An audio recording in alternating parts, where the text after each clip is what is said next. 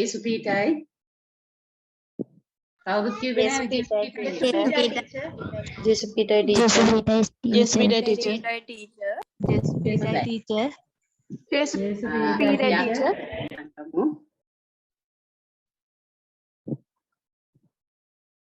පිතාගේ පුත්‍රයාගේ ස්ත්‍රීන්ට සාන්තුගේ නාමෙන් ආමෙන් ජේසු අබ්බා පියාණනි මේ සුන්දර සැඳෑවේ ඔබ වහන්සේ සමග ගත කරමින් ඔබ වහන්සේවම මහිමයට පත් කරන්නට ඔබ වහන්සේම අපව තෝරගත්තු නිසා අපි ඔබ වහන්සේට ස්තුතිවන්ත වෙනවා.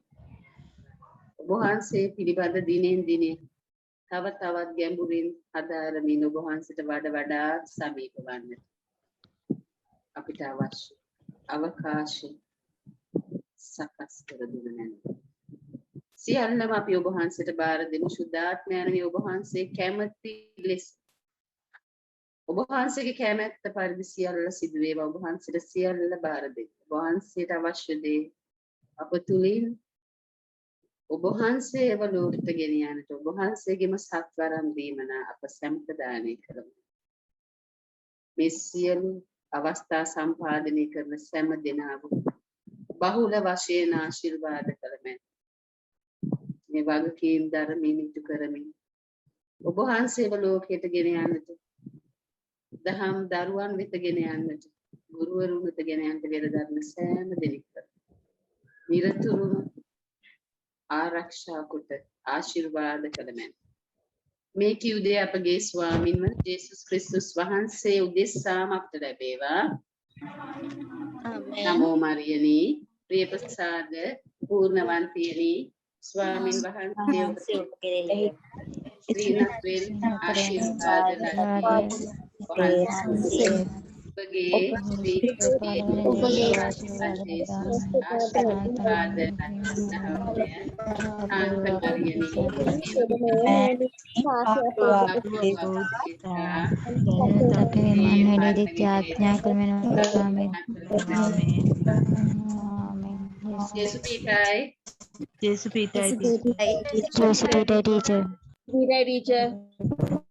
හොඳයි දරුවනේ අපි ගිය සතියේ සමදර්ශක සුභාරංචි වල සාදාල සමදර්ශක කතුවරුන් දෙදෙනෙක් ගැන කතා කළා. සුදෝමා සුභාරංචිය සහ සුදෝමා සුභාරංචි. එතකොට අපි එදා මතක් කළා පළමුවන සුභාරංචිය ජේසුපීටයි සුදෝමා යු අතර නමුත් ප්‍රථම වශයෙන්ම නවදුසුමේ ආරම්භ වන්නේ දෝ මතේව් සුභාරංචියෙන් ඒ පරිච්ඡේද 26ක් සුභාරංචි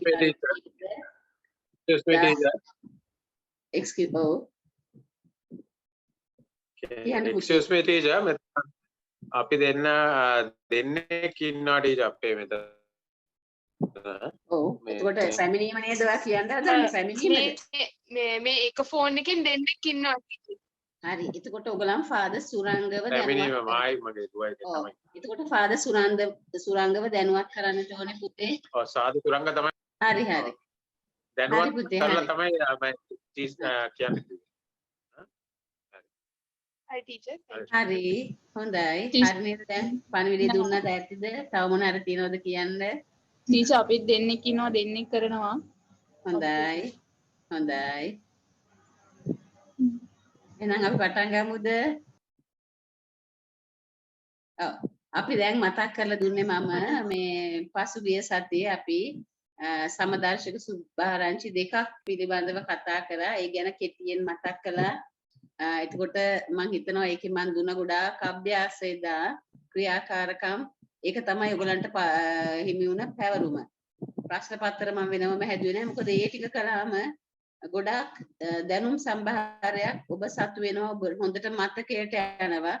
මොකද ඔබමනේ අධ්‍යයනය කරන්නේ. ඒතර අමතක වෙන්නේ නැහැ. තමුන් දෙයක් හොයාගෙන ලියනකොට ඒක හොඳින් මතකයේ රැඳෙනවා. අනික ගිය සැරේ දිවිච්ච ප්‍රමාණය වැඩි, අන්තර්ගතයේ විශාලයි. අද උනත් සුළු නැහැ. සුදලෝක්තුමා ගැන ගොඩක් ගැඹුරින් මේ ඔබේ විෂය නිර්දේශය තුල අඩංගු වෙනවා. ඔබ දන්නවා 11 වසරේ බොහොම කෙටියෙන් තියෙනවා අපසු උසස් පෙළ මේම ලෝක සුභාරංචිය පිළිබඳ කරුණු ඔබගේ හදාරනවා උසස් පෙළ විභාගයේදී ඊට වැඩි ගැඹුරින් තමයි ඔබට ධර්මාචාර්ය විභාගයේ සඳහා මධ්‍යම විභාගයේ පෙනී සිටින ඔබ සඳහා නියමිත විෂය නිර්දේශයේ කරුණු ගොනු වෙලා තියෙනවා. හොඳයි. අපි දන්නවා ශුද්ධ ලෝකතුමා කියන්නේ නව ගිවිසුමේ සඳහන් වෙන තුන්වන සුභාරංචිය. පෙළ ගැස්ම අනුව තුන්වන සුභාරංචිය. ඒතර ශුද්ධ ලෝකතුමා අපේ කතුවරයා කිව්වොත් නෙවෙයි. මොකද අපි අන්‍ය ජාතිකයෝ නිසා අපි ජුදා ජාතිකයෝ නෙවෙයි. ඒතර මේ ශුද්ධ ලෝකතුමා අපි වෙනුවෙන් ලිව්ව ග්‍රන්ථය ගැනයි හදාරන්නට යන්නේ. ඉතින් මේක අපිටම ලියවිලා තියෙන නිසා අපි මේකට විශේෂ ආදරයක් දක්වනවා. මේක අපිටනේ. අපි ජුදෙව්වෝ නොවේ. නේද? නමුත් ආබ්‍රහම්ගේ දරුවෝ තමයි ජුදෙව්වෝ නොවන. එතකොට මේක සුවිශේෂී අපිට. ඒ නිසා අපි බලමු මොනවද මෙහි අන්තර්ගත වෙන කරුණු. ශුද්ධ ලෝකතුමා ගැන සහ තම කෘතියෙන් පිළිබඳව. එතකොට ශුද්ධ ලෝකතුමාගේ මේ කෘතිය පිළිබඳව හඳුන්වද්දී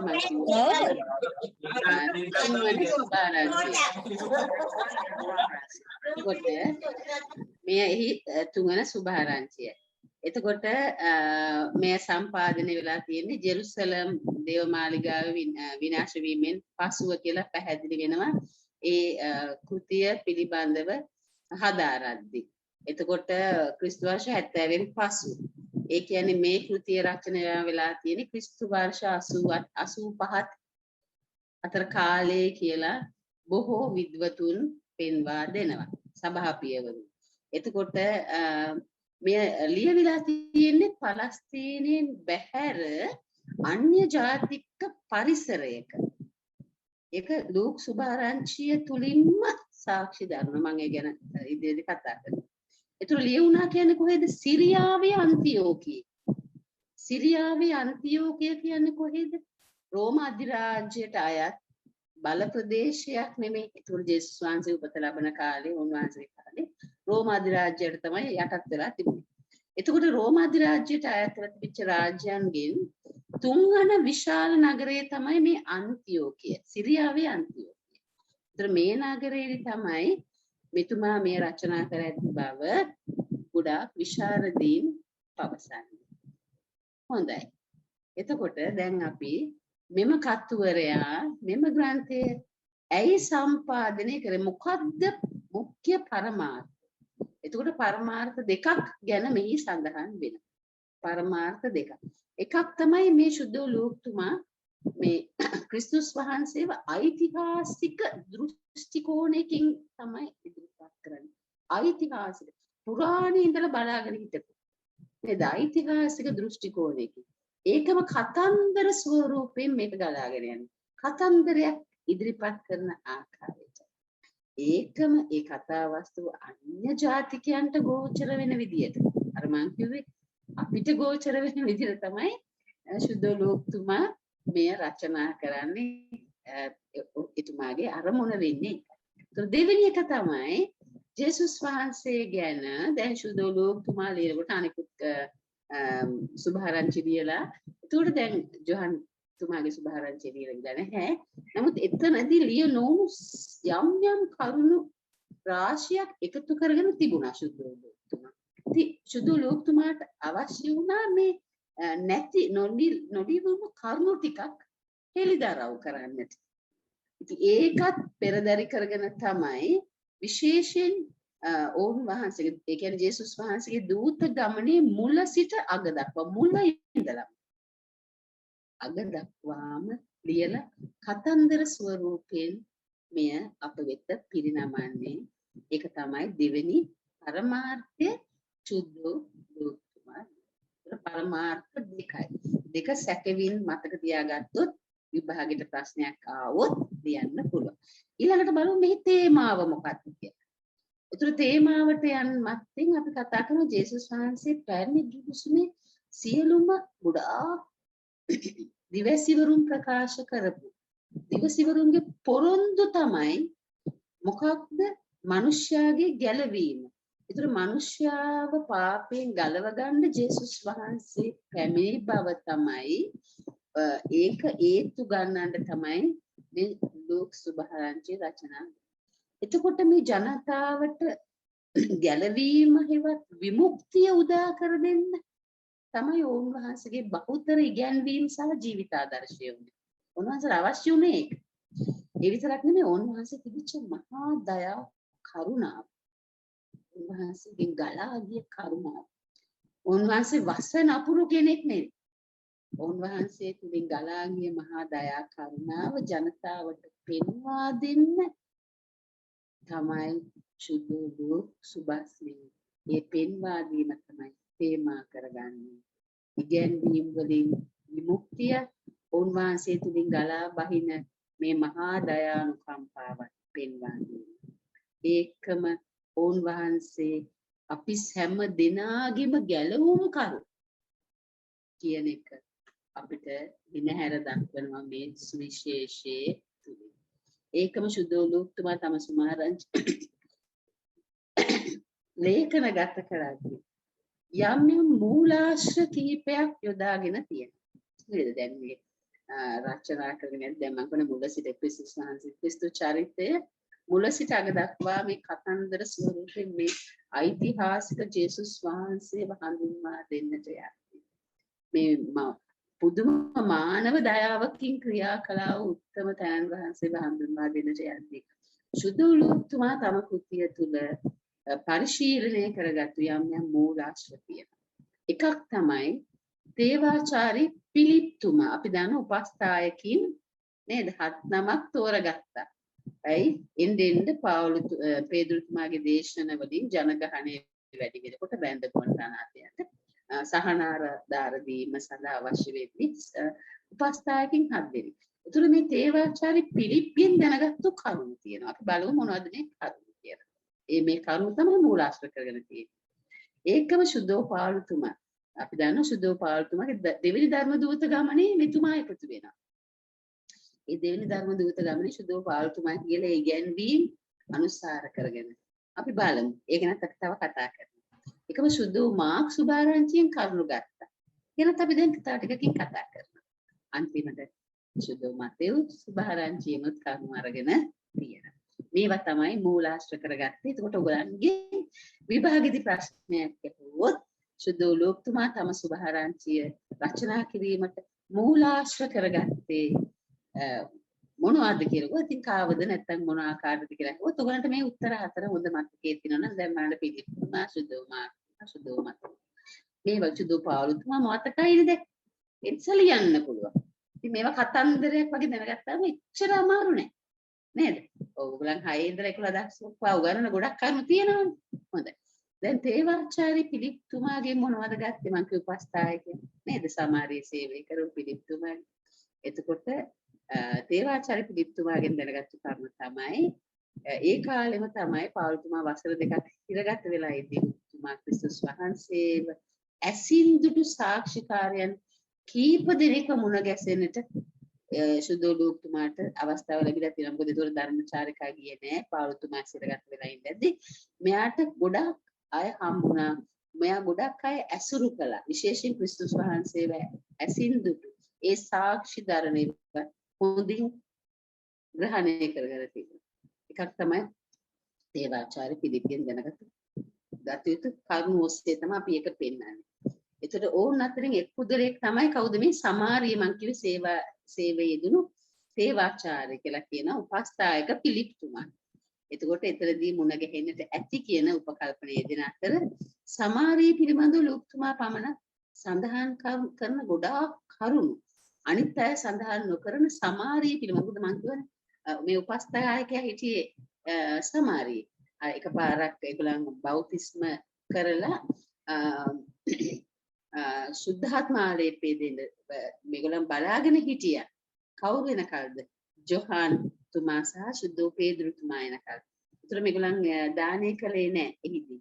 ඒතර මේගොල්ලන් බලාපොරොත්තු වෙ හිටියා. ඒතරත් මේ පිලිප්තුමා පිළිබඳව සඳහන් වෙනවා මේ සුභාරංචි අපොස්තලගේ ක්‍රියාපොත.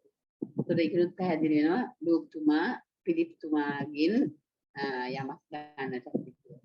ඒකම ගොඩක් බලන්න මේ පවුල්තුමා මේ සමාරිය ගැන සමාරියන් දැන් අපි දන්නවා සුදු දේශය ඕගොල්ලන් මගේ දත් සිටීමේ පෙන්නවා සුදු දේශය අපි එක විභාගෙදි ඉගෙන ගන්නවා ජේසුස් වහන්සේගේ කාලේ ප්‍රධාන වශයෙන් කොටස් තුනකට බෙදෙනවා ගලීලය සිරිය සමාරිය සහ ජුදේ. ඒතර සමාරිය මධ්‍ය පිටලා තිබෙන ඇද. ඒතර සමාරියන් ගොඩාක් කොම් කළා ජුදේ. එතකොට ලූක්තුමා විතරක් සමාරිය පිළිබඳ කරුණු කියනවා. ඔයගලන්ට හිමීට කියවන්න පුළුවන්. මොකද අද විශාල කොටසක් තියෙනවා ඔයගලන්ට කතා කරන්න. හැබැයි අද මම ගොඩාක් වේගයෙන් දුවන්නේ නැහැ වගේ. එතකොට 9යි සුද්ධ ලූක් 9 52 56 දක්වා මේ සමාරිය පිළිබඳව සඳහන් වෙන කරුණු තියෙනවා. ඔබට මේවා අධ්‍යයනය කරන්න පුළුවන්. ඒතර මනස්ථාපනය වූ පවිතු අගන පිළිබඳව සුද්ධ ලූක්තුමා පිලිප්තුමාගේ සේවාචාර්ය පිලිප් නැත උපස්ථායකයාගෙන් මේ දැනගන්නට ඇතයි කියලා උපකල්පනය කරනවා. ඒකම සුද්ධ පාල්තුමා ඇසුරෙන්. එතකොට දෙවෙනිකාර සුද්ධ පාල්තුමාගෙන් මොනවද ලබාගත්තු කරුණු මං ඉස්සෙල්ලා අපි දැන් කතා කරනවා. සුද්ධ පාල්තුමා එක දෙවෙනි ධර්ම දූත චාරිකාව ගිය මේ සුද්ධ ලූක්තුමා තමන්ගේ ආකල්පත් සුද්ධ පාල්තුමා වගේම ගුණා නේද? සුද්ධ පාල්තුමා කියන්නේ කවුද? අන්‍ය ජාතීන්ගේ භාජනේ නේද? එයා ජුදෙක් වුණා. එයා ගොඩාක් අන්‍ය ජාතීන්ගේ නැත්නම් මේ දහම ලෝකේ පුරාම රැගෙන ගිය. ඒ සීමාන්තයන් කියලා ඒගොල්ලෝ හිතුවේ රෝම අධිරාජ්‍යයේ එච්චරයි ඒ කාලේ හොයාගෙන තිබුණෙත් නෑ.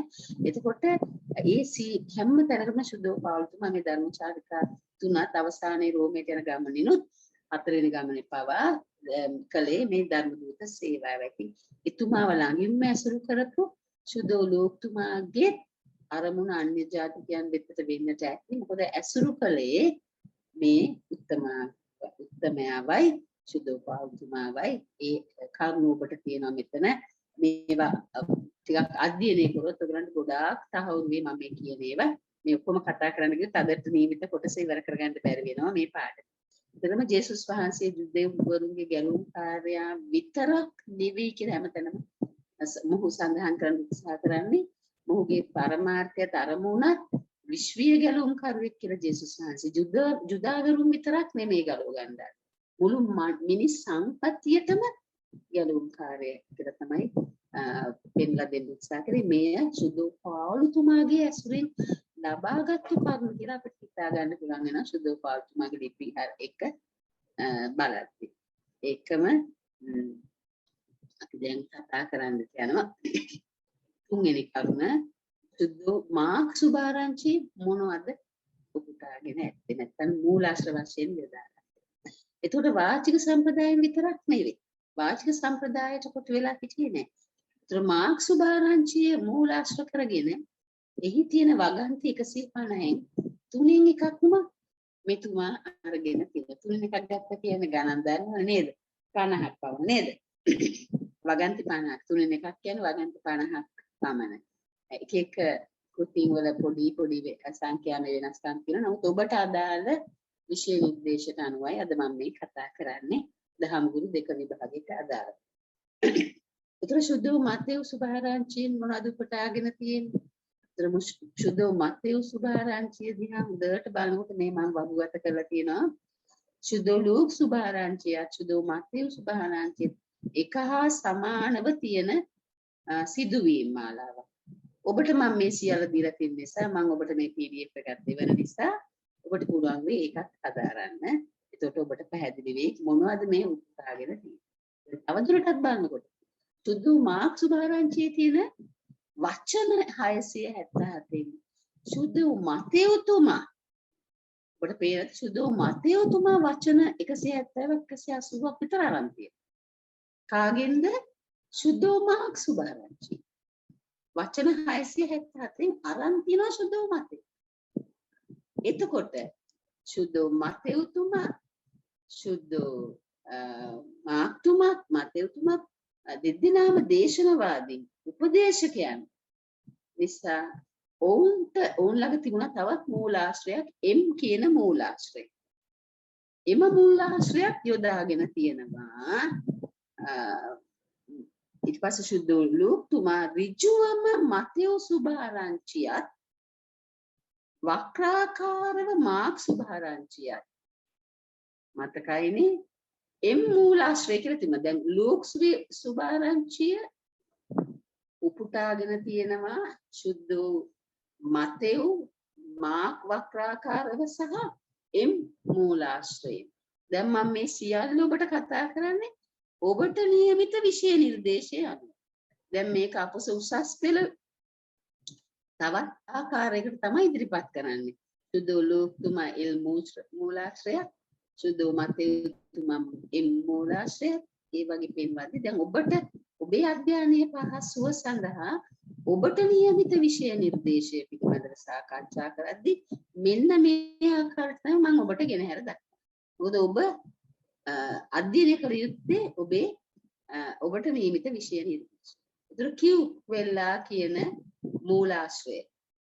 ඒගොල්ලන්ට කලින් වාචිකව හෝ සමහර ලිඛිත වෙන්නත් පුළුවන් තිබුණු මූලාශ්‍රය, M මූලාශ්‍රය, L මූලාශ්‍රය සුද්ධ ලෝක සුභාරංචිය සඳහා භාවිතා කරලා තියෙන හැටි පැහැදිලිද දන්නේ මම කියන දෙයක. දැන් ඉස්සලාම ලෝක සුභාරංචිය පිළිගැන්වීමක් විදි ශ්‍රීමත් තියෝමින් පිලස්තුමාටයි පිළිගන්වන්නේ. අපි ගැන දැන් කතා කරමු. මේ පිළිගැන්වීම තමයි ලෝක සුභාරංචියේ 1:1 තියෙන්නේ 4 දක්වා. ඊළඟට ජේසුස් වහන්සේගේ බාලවිය ගැන කතා කරනවා. බාලවිය ගැන කතා කරද්දී එල් මූලාශ්‍රය යොදාගෙන තියෙනවා. මම කිව්වේ ලෝකතුමා යොදාගෙන තිනවා එල් කියන මූලාශ්‍රයේ යම් කරුණු එක එයාටම ආවේනික කොටස් තියෙනවා. අනිත් අයට නැති. එල් මූලාශ්‍රයෙන් ගත්තේ. ඒකම ජේසුස් වහන්සේ ගලීලේ සේවාව එම් මූලාශ්‍රයෙන් අරගෙන තියෙනවා. එම් මූලාශ්‍රය. ඒකම ජේසුස් වහන්සේ ජෙරුසලමේ කළ සේවාව උන්වහන්සේගේ අවසාන ඉගැන්වීම පොදු උපදේශක ඉගැන්වීම සහ දුක් ප්‍රාප්තිය සඳහා යොදාගෙන තියෙන මූලාශ්‍ර දෙකක්. Q වෙලා මූලාශ්‍රය සහ L කියන මූලාශ්‍රය. මේ දෙක අරගෙන තමයි සිය කෘතිය සම්පාදනය කළේ. ඒකම ජේසුස් වහන්සේගේ පුනර්ජීවනය. පුනර්ජීවනය සඳහා L මූලාශ්‍රය තමයි යොදාගෙන තියෙන්නේ. දැන් මෙන්න මෙහෙම උදාහරණයක්. දැන් ඔයගලන් දෙක පාස් වෙනානේ ඔක්කොමලා ස්ථීරයෙන්ම පාස් වෙනවා. නේද? ඔයගලන් 3 විභාගේ ලියනවානේ. 3 විභාගේ පාස් වෙච්ච ගමන්ම ඔයගලන්ට තියෙනවා ව්‍යාපෘතියක් කරන්න.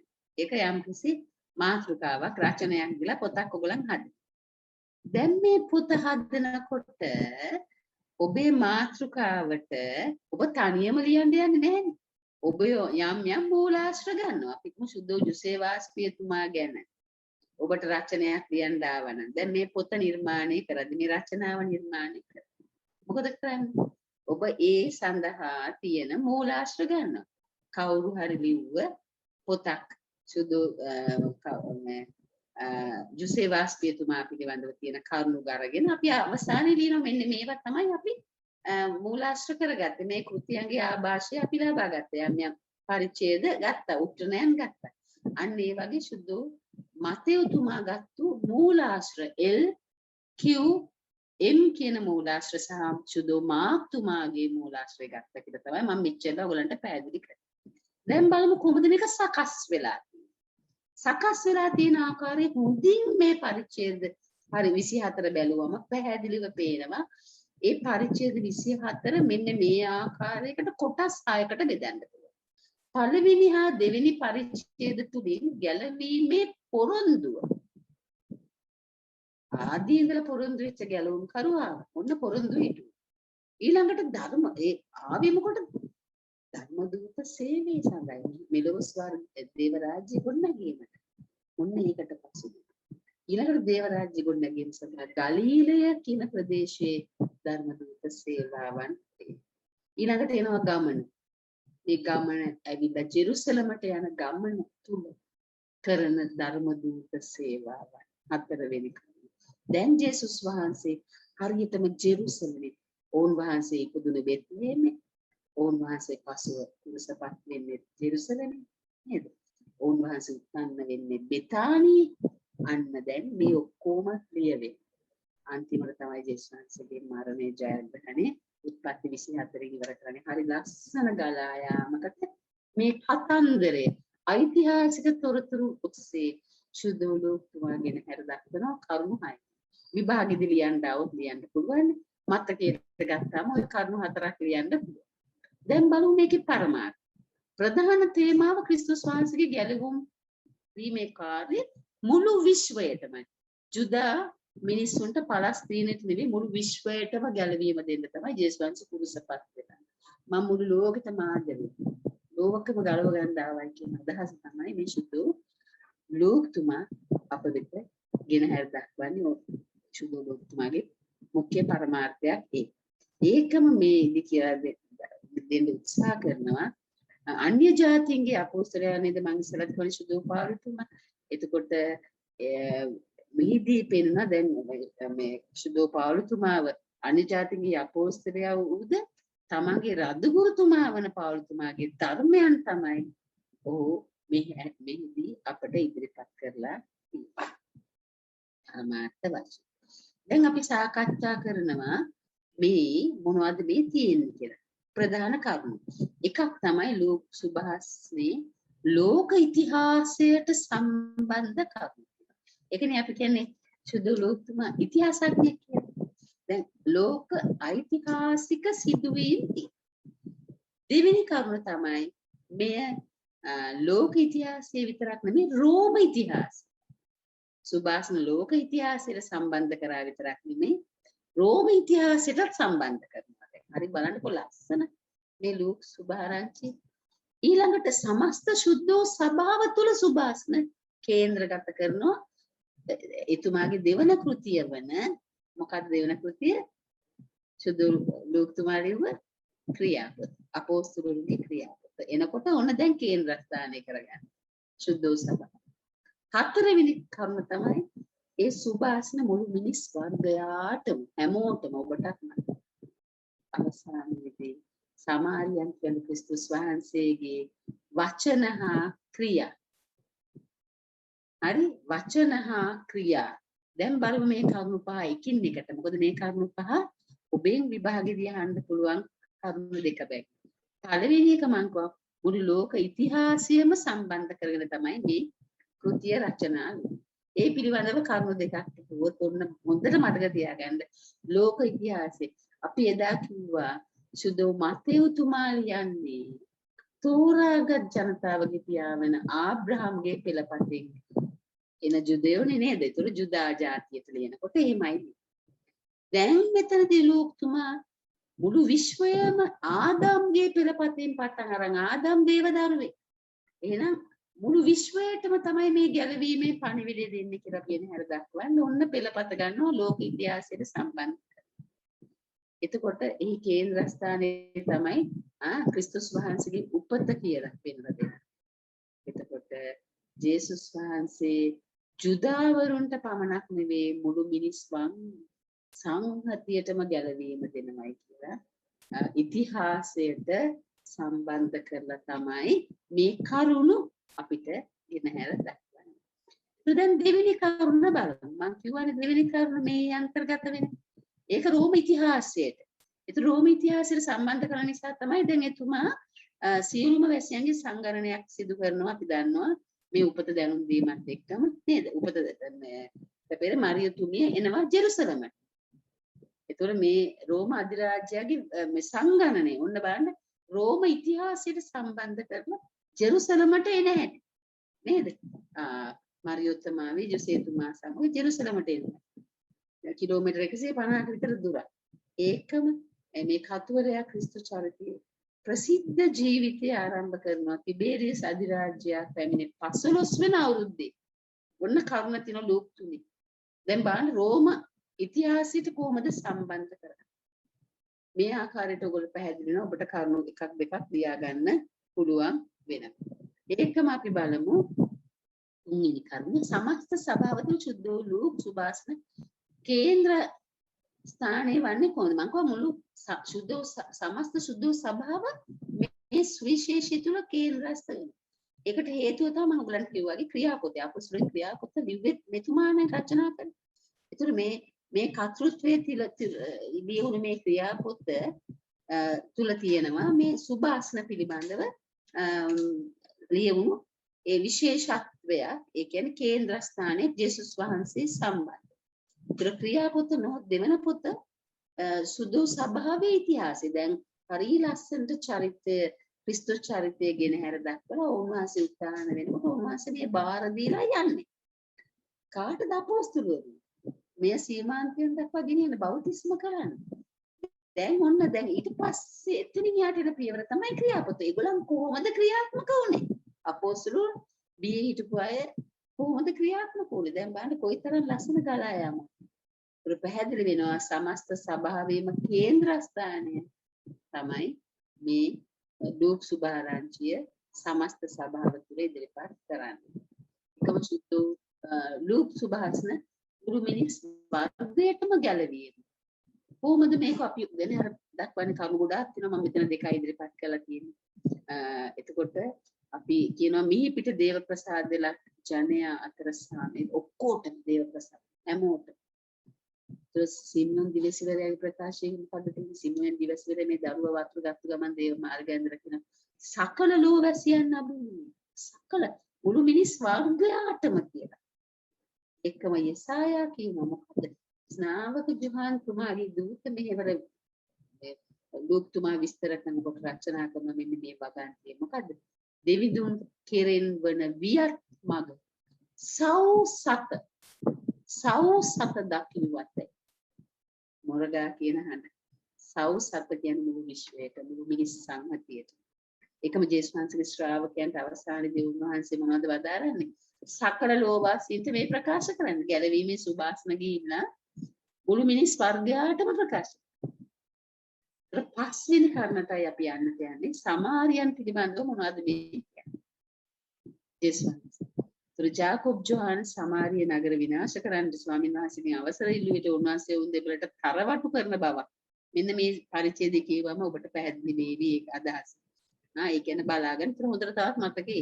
ජේසුස් වහන්සේ කුෂ්ඨ රෝගීන් 10 දෙනා සුව කරාම මොකද වෙන්නේ? එකම කෙනයි ස්තුති කරන්නට එන්නේ සමාරියේ කෙනෙක් විතරයි එන්නේ. කුෂ්ඨ රෝගීන් 10 දෙනෙක් සුව කළා. ඇවිල්ලා ස්තුති කරන්නේ සමාරිය ජාතියෙක් විතරයි. ඊටු අය කොහොමද ජුදා අය ජේසුස් වහන්සේට ස්තුති කරන්නේ නැහැ. ඒ නිසා දහම් ගුරු බවතුනේ ඔබ කොයි තරම් සේවය කරත් ඔබ බලාපොරොත්තු වෙන්න එපා අනිත් අයගෙන් ස්තුතිය. ඒකර ජේසුස් වහන්සේත් එහෙම බලාපොරොත්තු වෙන්නේ නැහැ. ඒකට ඔබත් අනේ අපි කොච්චර කරත් අපිට නෑනේ කියන ඒ කලකිරීමෙන් යුතු වචන පාවිච්චි කරන ඔබ සේවය කරන ස්වාමීන් වහන්සේට ඔබ දුන්න කැඳවීම. එතකොට මෙන්න මේක උදාහරණයක් වශයෙන් ගන්න. අඩු ගානේ කෙනෙක්වත් හිටියා. සමාරියෙක්වත් ආව ජේසුස් වහන්සේට ස්තුති කරන්න. ඒක තමයි මේ සුභාරංචියේ සමාරිය යම් පිළිබඳව සඳහන් වෙනවා කියන්නේ. අසල්වැසි දයාව ගැන උපමාවකින් ජේසුස් වහන්සේ කතා කරද්දී යහපත් සමරිකානුවරයාගේ උපමාව සඳහන් කරන්නේ සුදු දුක්මා. දැන් බලමු මේ සුවිශේෂය කොහොමද පිළිගන්වන්නේ? පිළිගැන්වීම තියෙන්නේ හරියට පුරාණේ හිටපු විශිෂ්ට ගණේ ග්‍රීකවරුන් තම කෘතීන් ග්‍රීක කතුවරුන් කරන ආකාරය කවුද එදා හිටපු කතුවරුන් තමයි මේ ඩියෝස්කුරිඩස් ජොසෙෆස් ඇරිටෝයස් කියන මේ ග්‍රීක කතුවරුන් කලා වගේ එයාලවම අනුගමනය කරමින් සුදු ලූක් තුමා තම සුභාසනට පෙරවදන සකස් කරන පෙරවදන. එතකොට මේ ලූක් තුමා තම පෙරවදන ලූක් එකේ අපි බලාගෙන යනකොට අවබෝධයෙන් කියද්දී ඒකේ තියෙන ව්‍යාකරණ ශෛලිය පද ගැලපීම උඩා දුරට මේ පැරණි විශිෂ්ට ග්‍රීක කතුවරුන්ගේ ග්‍රන්ථ හා සමානයි. බලමු නේද අපි දැන් ඒවා කොයි වගේද කියලා. පළවෙනි භගන්ති අපි දන්නවා ලූක් සුභාරංචි ශ්‍රීමත් තියෝපිලස් තුමනි බොහෝ දෙනෙකු උත්සාහ කර ඇත. උතර දැන් බලමු ශ්‍රීමත් තියෝපිලස් තුමනි කියලා කියන්නේ මෙමගින් ඔහු ග්‍රීක ජාතිකයෙකු නේද පෙන්ලා දෙන්න උත්සාහ කරන්නේ. තියෝපිලස් තුමා ආමන්ත්‍රණය කිරීමෙන් පෙන්නන්නේ ශ්‍රීමත් තියෝපිලස් තුමා ග්‍රීක ජාතික. ඒතර ඔහුගේ නාමයේ තේරුම තමයි දෙවියන් වහන්සේට ප්‍රේම. දෙවියන් වහන්සේ ආදරය කරපු කෙනා. මම මේ වචන මෙහිමම ගත්තේ ඔබේ පෙළ පොතේ ඔබට අදාළ විෂය නිර්දේශයේ තියෙන නිසා දෙවියන් වහන්සේට ප්‍රේම කළා කියන එක තමයි මේ නැත්තම් ආදරය කරපු එක තමයි මේ තියෝපිලස් යන්නේ. ඒතර බොහෝ දෙනෙක් උත්සාහ කරලා මොකද්ද මේ බොහෝ දෙනෙක් උත්සාහ කළා කියන්නේ? ඒ මොකද්ද පෙන්වන්න දෙන්න උත්සාහ කරන මෙතනදී සුදු ලූක් තුමා සුදු මාක් මතෙව් තුමා වගේ අය ඒ අය පොත් කිහිපයක් ග්‍රන්ථාරූඪ කරලා ඇති බවයි නේද? මෙතනදී පෙන්ලා දෙන්න උත්සාහ කරන්නේ තමා මෙම ග්‍රන්ථය සඳහන් කරන්නේ ඉදිරිපත් කරන්නට පෙර සුදෝමාක් මතෙතුමත් මෙම ග්‍රන්ථය සුභාරංචි ඉදිරිපත් කර නමුත් මෙයා වෙනස්ම ආකාරයකින් ඉදිරිපත් කරන අපි තව ටිකක් බලමු මොකක්ද මේ පිරිනැමීම.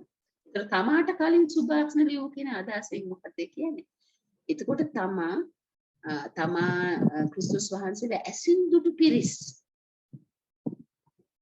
ඕන් වහන්සේව ඇසුරු කළ පුද්ගලයන්ගෙන් තමයි මේ වගන්ති පිළිබඳව අවධාරණය කරන්නේ. විශේෂයෙන් අපෝස්තුලවරුන්ගේ ඉගැන්වීම් මෙහි අන්තර්ගත. මම මෙයා ගොඩක් අය ඇසුරු කරා කියලා. ඒ ඇසුරු කරලා ලබාගත් ආභාෂය තමයි මේ සටහන් වෙන්නේ. තමා සියසින් දුටු සාක්ෂිකාරයෙක් නොවන බව. මුල සිටම දැන් සඳහන් කරලා තමා ජේසුස් වහන්සේව මුල සිටම අහින්දුරු සාක්ෂිකාරයෙක් නෙවෙයි. අපෝස්තුලුන්ගේ දේශනවලට එකඟ වෙලා විධිමත් වෘත්තාන්තයක් ලැබීමට අදහස් කරනවා.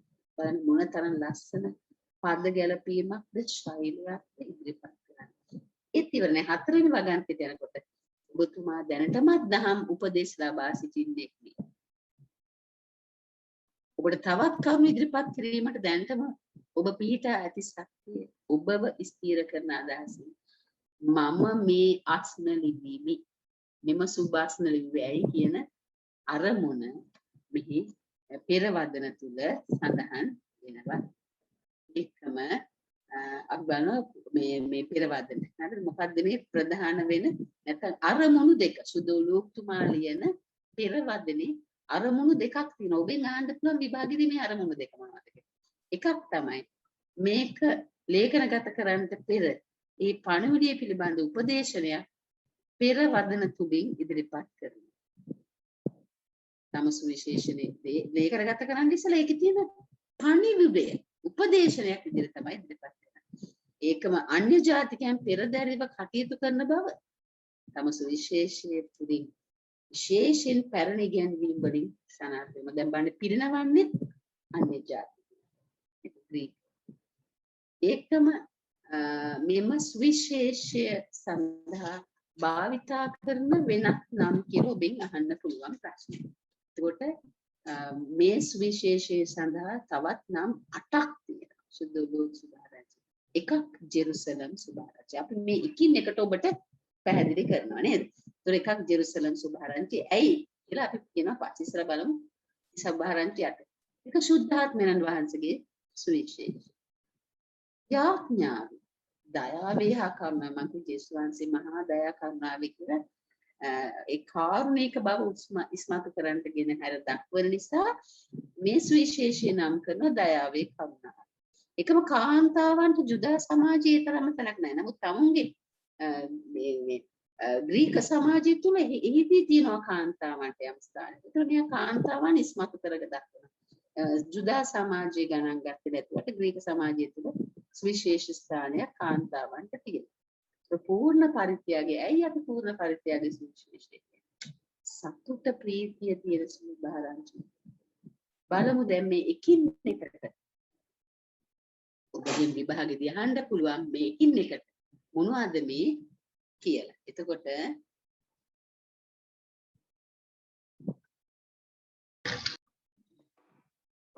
එතකොට මේ සුභාරංචිය අපි ඉස්සෙල්ලාම ගත්තේ ජෙරුසලම් සුභාරංචිය කියලා. ඇයි එහෙම කියන්නේ? ජෙරුසලම කියන වචනේ 33 වතාවක් මෙහි සඳහන් වෙනවා. 33 වතාවක්. ඒ ජෙරුසලම් නගරේ ගොඩාක් ඉස්මතු කර දක්වනවා. අර මම කිව්වා වගේ දකුණ. ජේසුස් වහන්සේ ඉපදුනේ ජේසුස් වහන්සේ කුසපත් වෙන්නේ මේ දකුණ. බෙතානි නේද ජෙරුසලම ඉපදීම මේ දුක් විඳීම මේ සියල්ල සිදුවෙන නිසා එය සුවිශේෂයි.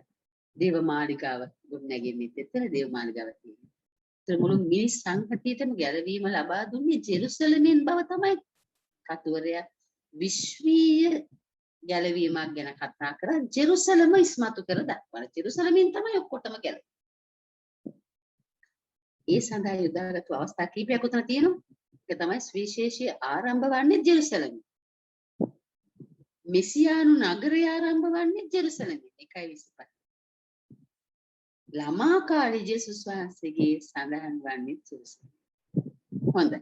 දැන් ඔබට මේ උදාහරණ කීප තියෙනවා නම් ඔබට ලියන්න පුළුවන් නේද? මම දැන් හැමතිස්සෙම මතක් කරනවා.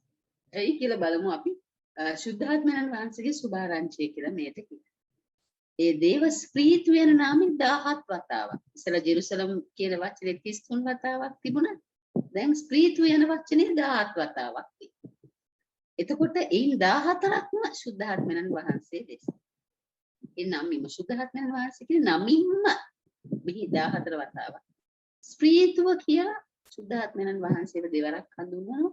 ස්වාමින් වහන්සේගේ ස්ප්‍රීතුව කියලා නැවත වතාවක් හඳුන්වනවා. ඒතර ආරම්භක මේ පරිච්ඡේදවල තියෙන ශුද්ධාත්මයන්ගෙන් පූර්ණ වීම ගැන. කවුද? ස්නාවක ජොහාන් තුමා නේද? එලිසබෙත් තුමියගේ මව් කුස. ඒ අවස්ථාවේ එලිසබෙත් තුමිය සකරියස් ස්නාවක ජොහාන් තුමාගේ පියා ජේසුස් වහන්සේ මරිය තුමි මේ ස්නාවක ජොහාන් තුමාගෙන් පූර්ණ වුණා කියලා සඳහන්. එකම යාඥාවේ සුවිශේෂී. දැන් සුද්ධාත්මයන්ගේ සුවිශේෂී කියලා ඔබෙන් කරුණාවොත් ඔබ දන්නවා.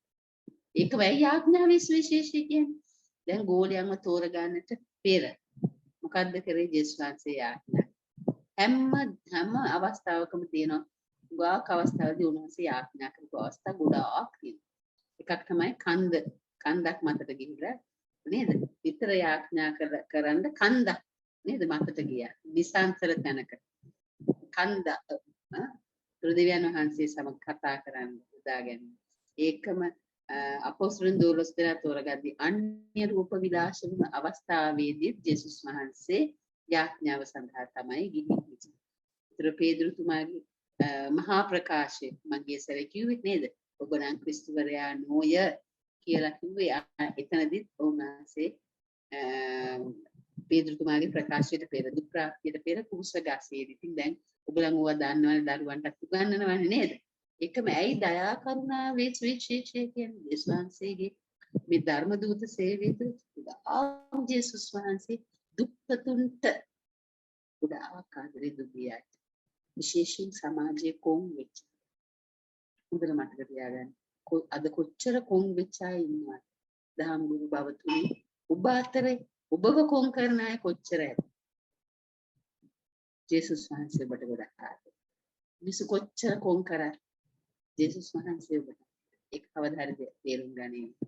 ඒ නිසා කරුණාකර ගුරුවරුන් වශයෙන් අනිත් අයව කොන් කරන්න යන්න එපා. ඒක ලොකු වැරද්දක්. නමාශුදුලුතුමා සිය කෘතියෙන් ගෙන හැර දක්වන ජේසුස් වහන්සේ කොයිතරම් කොන්නුවන්ට ආදරේද. ඒකයි මම කිව්වේ දයා කරුණාවේ ජේසුස් වහන්සේ කියලා. ඒත් ජේසුස් වහන්සේගේ උපත පළමුවෙන්ම දැනුම් දෙන්නේ එදා සමාජයේ කොන් කරපු එළේරුයි. ගණන් ගත්තු නැති එළේරුයි. හරිද? ඒතර උන්වහන්සේ ආවේ දුගීන්ට දේශනා කරන්නනේ. දේව රාජ්‍ය දුගීන්ටනේ නේද? ඒතර ඒක තමයි මේ හැම තැනකදීම ඉස්මතු කර සුදුලුතුමා ගෙන හැර දක්වන්නේ. ඒකයි අපි මෙය සුභාරංචියට දයා කරුණාවේ සුභාරංචිය කියලා කියනවා. හොඳයි බලමු. තවත් අටක් තියෙනවනේ නම් නේද? ඊළඟට මේ තව කරුණු තියෙනවා. උපමා මගිනුත් දිනුදුන්ට කොයිතරම් ආදරේද කියලා ලාසරස් සහ ධනවතාගේ උපමාවේ කතාන්දරය තුලිනුත් දුගියා කොහොමද ආබ්‍රහම්ගේ තුරුලට යන්නේ ධනවතාට මොකද වෙන්නේ? සකේවුස්ගේ කතාවෙත් සකේවුස් නේද? ඒ සිදුවීම තුළ ජේසුස් වහන්සේ මොනතරම් සකේවුස්ගේ ජීවිතය වෙනස් කරනවාද?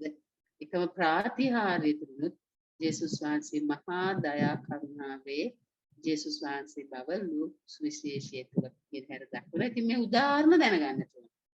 කොහොමද මේ උදාහරණ කීපයක් ඔබ සුදුලු සුභාරංචි ඇසුරෙන් ලියන්න පුළුවන් නම් ප්‍රමාණවත් වේවි ඔබට ලකුණු ගන්න.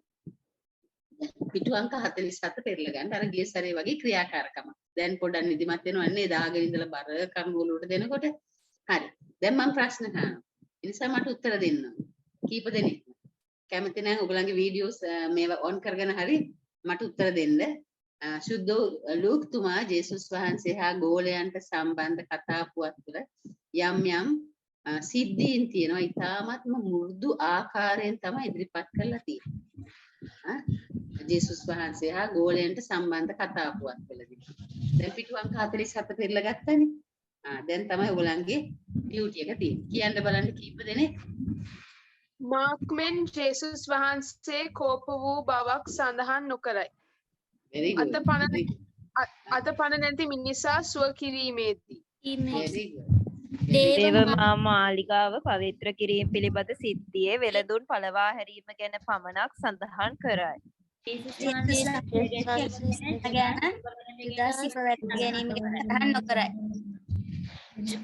ඊළඟට ගොඩාක් අය බොහොම උනන්දුයි නිදිමතරයි මටයි මේ මහන්සිය තියෙන්නේ. ඕගලන් ගොඩාක් සතුටින් ඉගෙන ගන්න බව පේනවා ඔබේ කටහඬ වලින්ම පුතේ. මම නම් අද මේ බුඩ මහන්සි වෙලා ඉන්නේ ලොකු වැඩ ගොඩක් කළා. ධර්ම දූත සේවයේම වැඩ වගේ තමයි දහම් පාසල් නෙවෙයි අපේ රාජකාරී පැත්තෙන්. ඉතින් ගොඩක් වෙහෙසයි. නමුත් ඒවා සියල්ල පස්සේ කළා තමයි ඔබත් එක්ක මේ කාලේ වටිනා කාලේ ඔබ එක්ක බෙදාගන්නේ. ගරු පියතුමාත් මාව මේ සඳහා පොඩ්ඩක් නිදහස් කරලා එහෙන් එව්වා. මං කිව්වා ඔබ එක්ක මට කතා කරන්න තියෙනවා කියලා. ඉතින් අපේ පියතුමාත් ඒ අවස්ථාව මට දුන්නා. ඉතින් ඔබේ තියෙන ප්‍රාණවත් ගති දකින්නට මාත් ප්‍රාණවත් වෙනවා. හොඳයි. අපි බලමු දැන් කාන්තාවන්ගේ සුවිශේෂය කියලා කියන්නේ. ඉතින් අනිත් කතුවරුන්ට වඩා සුදු ලෝකතුමා කාන්තාවන්ව ගොඩාක් ඉස්මතු කරලා දක්වනවා. මම කියන්නේ ග්‍රීක ලෝකයේ කාන්තාවන්ට විශේෂ තැනක් තිබුණා ජුදා සමාජයට වඩා. ඒ නිසා තමයි කාන්තාවන් ගැන මේ ටිකක් මේ පුරුෂයන් හා සමාන කොටම තමයි සුදු ලෝකතුමා ගෙනහැර දක්වන්නේ. ඒතරම මේ ගැලවීමේ කාර්යයේදී ගොඩාක් වෙලට කතුවරයා මේ කාන්තාවන්ගේ සේවය අගය කරනවා. දැන් බලන්න මේ ජේසුස් වහන්සේගේ මෑණියන් සියලු ස්ත්‍රීන් අතුරින් ආශිර්වාද ලද්දී කියලා කියනවා. ඒක සඳහන් වෙන්නේ තම කෘතියේ පමණයි. අනිකුත් සමදර්ශක සුවිශේෂවල නැහැ.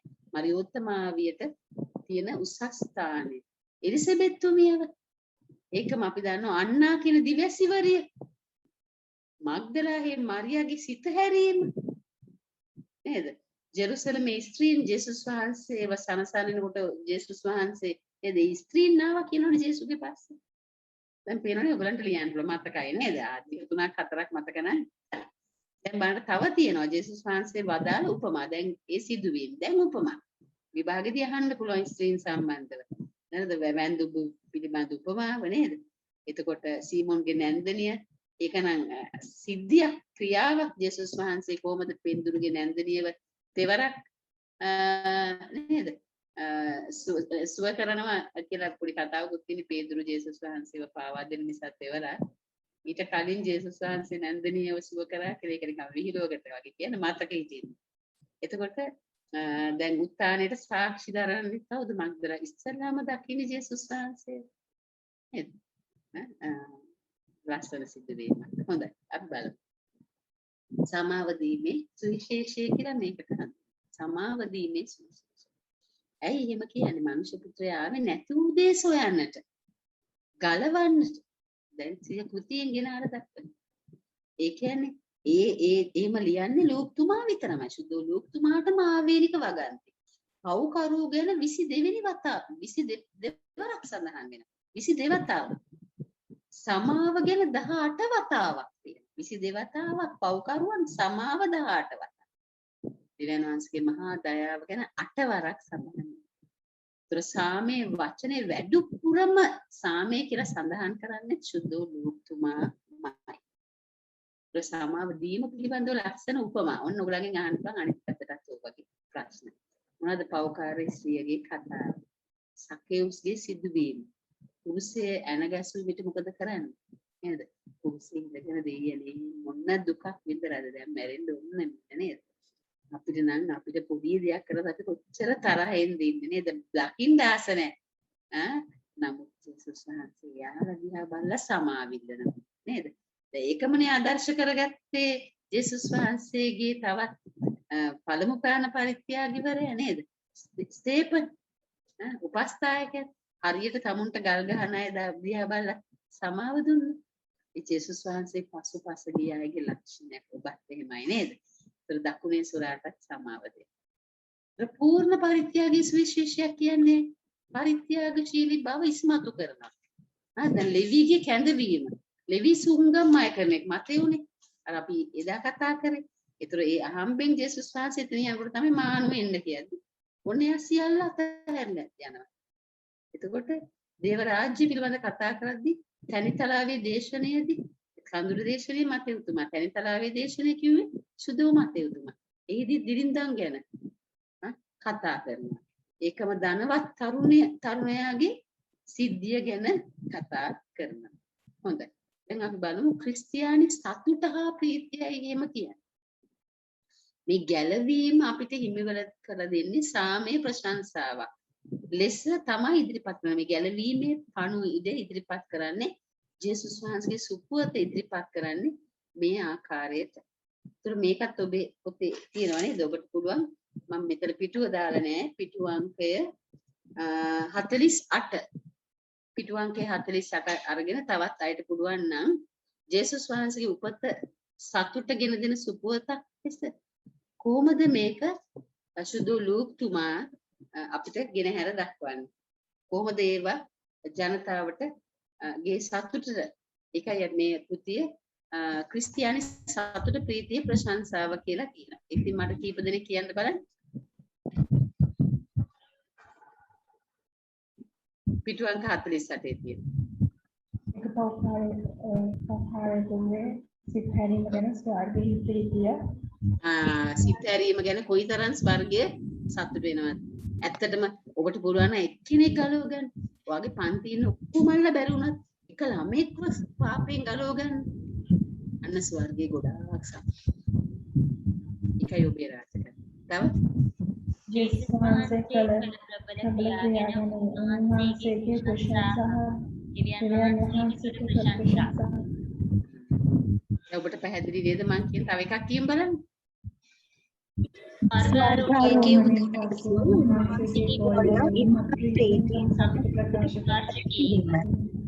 දේවදූතයන් කළ ප්‍රශංසා ගීය.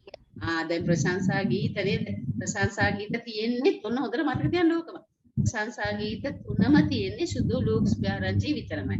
මතෙව්ස් බාරංචි වල නැහැ. ඒ නිසා හොඳට මතක තියාගෙන ඔබට ලියන්න පුළුවන් මේ මරියතුමේගේ උදාන ගීය, සෙකරියස්තුමාගේ ප්‍රශංසා ගීය, දේවදූතයන් කළ ප්‍රශංසා ගීත, සිමියෝන්ගේ ප්‍රශංසා ගීත. මේ හතරම තියෙන්නේ සුදු ලූක්ස් බාරංචි විතරමයි. ඉතින් මතකේ තියාගත්තොත් ලියන්න පුළුවන් යාඥාවෙන් ඉගෙන ගන්න. ඔක හොඳට මතකේ රැඳලා විභාග දවසේදී ඔබට පිළිතුරු ලියන්න පුළුවන්. ඒතර දැන් බලමු ලූක්ස් බාරංචියට තියෙන විශේෂතාව මොනවද කියලා. එතකොට මම ඉස්සලා කිව්වා වගේ මේ ගැලවීමේ පණිවිඩය විශ්වයටමයි. ඒක තමයි මේ කතුවරයා දෙන්න හදන ලොකුම දේ. හොඳට මතක තියාගන්න ආරම්භයේ ඉඳලා මම මේක කියනවා. මුළු විශ්වයේම ගැලවීම. විශ්වයටම දහම.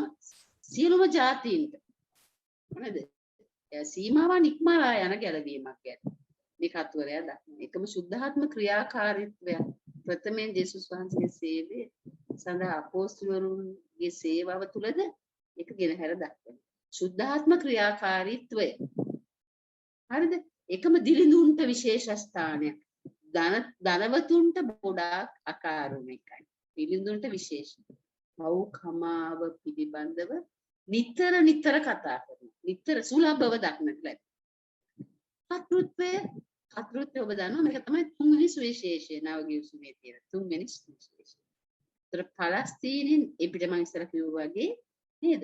ක්‍රිස්තියානින්ගේ ප්‍රධාන නගරයක් වන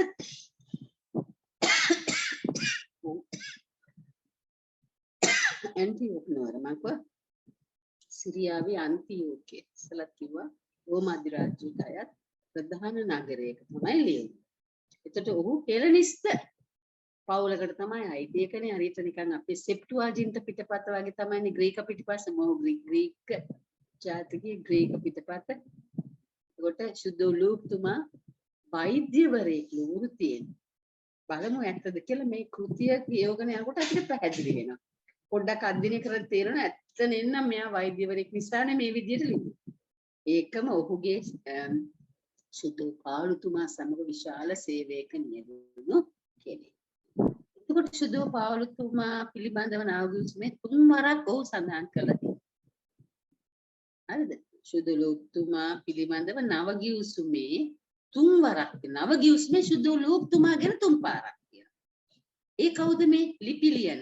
පාවුලුතුමා විසින් සඳහන් කරන ලිපිවල තියෙනවා අපගේ හිතවත් ලූක් නම් වෛද්‍යවරයා.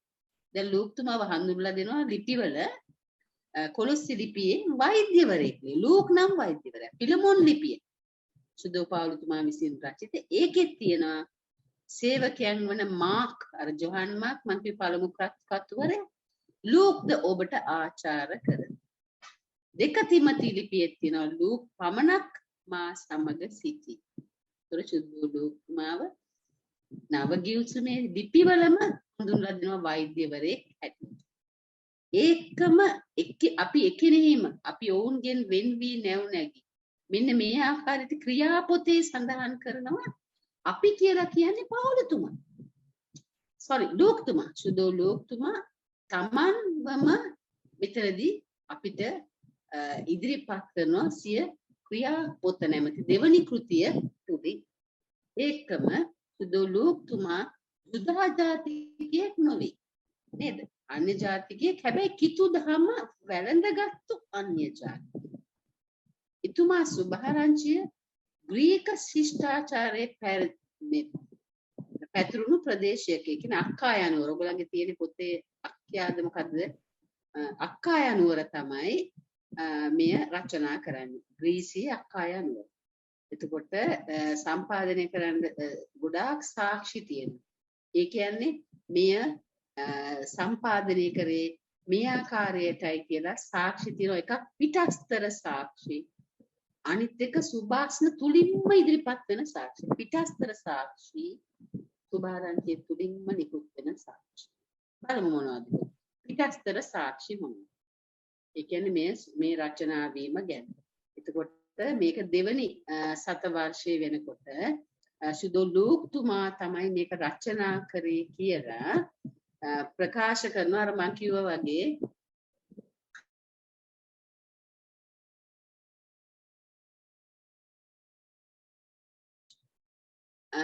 සුදෝ ලූක්තුමාම ලිව් බවට තියෙන සාක්ෂි ගලීලේ ඉරේනියස් තුමා, ඇලෙක්සැන්ඩ්‍රියාවේ ක්ලෙමන්ට් තුමා.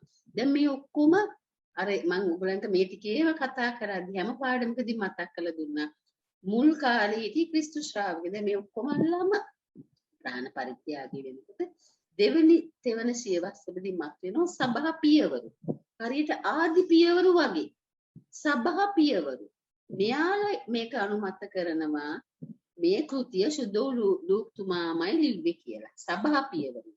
ඒතර කවුරුරි ඔබෙන් විභාගෙදී අහුවොත් පිටස්තර සාක්ෂියක් සුදෝ ලූක්තුමා විසින් රචිතයි කියලා. ඒතර ගලීලේ ඉරේනියස් තුමා, ඇලෙක්සැන්ඩ්‍රියාවේ ක්ලෙමන්ට් තුමා, උතුරු අප්‍රිකාවේ ටර්ටූලියන් තුමා සහ සිරියාවේ එව්සේබියස් තුමා. ඒතර ඔයගොල්ලන් මේවා මතකයේ තියාගත්තොත් ඔබට අමාරු වෙන්නේ නැහැ මේ පිළිතුරු ලියන්න.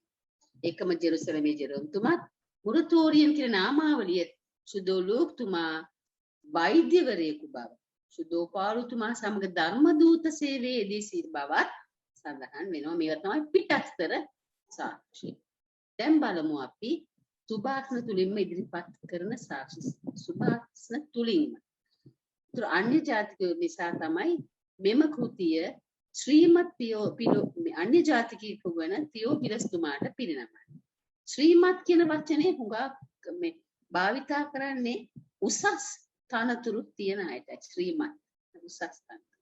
ඒතර එවැනි කෙනෙකුට මේ ග්‍රන්ථය පිරිනමනවා කියලා කියන්නේ මොකද්ද මේ ඔහුගේ තුල ඔහු මේ අපිට ගෙනහැර දක්වන්නේ ගැලවීම විශ්වයටමයි කියන අදහස. ගැලවීම විශ්වයටම. හරිද? ඒකයි මේන් අදහස් කරන්නේ. එකම ඔහු ජුදා ජාතිකයෙක් නෙවෙයි නේ. ජුදා සිරිත් විරිත් සඳහන් කරලා නැති නිසා අපිට පැහැදිලි වෙනවා මොහු ජුදා ජාතිකයෙක් නොවන බව. අනිත් කෘතින් හා සසඳති. එතකොට මේ ග්‍රීක වචන පමණක් සඳහන් කරලා තියෙනවා. අර මං වගේ සෙප්ටුවාජින්ත නේද? සුද්ධ බයිබලයේ සෙප්ටුවාජින්ත ග්‍රීක පිටපත ඒ වගේ තමයි මොහු ග්‍රීක භාෂාව කතා කරපු ග්‍රීකයෙක්. නිසා මේ ආකාරයට ඔහුගේ කෘතිය රචනා වෙලා තියෙනවා. ඒතර අන්‍ය ජාතීන්ව ප්‍රශංසා කළ අවස්ථා එමටයි නේද? නාමන් නැමැති සිරියානු ජාතිකයාට සුවය ලැබෙනවා. නායම් නුවර වැන්දබූගේ පුත්‍රයා. ඒතර ශතාධිපතියාගේ විශ්වාසය ගැන යහපත් සමරිතානුවරයාගේ උපමාව මම ඉස්සරහත් ඔයගලන්ට කිව්වා.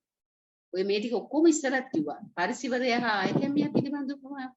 ඒතර මේ හැම දෙයකින්ම අන්‍ය ජාතිකයන්ට ප්‍රශංසාවක් ගෙනහැර දක්වනවා. ඒතර මම කිව්වා දැන් මෙයා වෛද්‍යවරයෙක් කියලා අපිට කොහොමද හොයාගන්නද? දැන් මෙයා වෛද්‍යවරයෙක් කියලා කිව්වනේ. අන්‍ය ජාතිකයෙක් කියලා අපි දැන් දන්නවා. දැන් වෛද්‍යවරයෙක් කියන්නේ ඇයි? ඒතර ලෙඩ රෝග අසනීප යන වචන 10 වතාවක් තියෙනවා.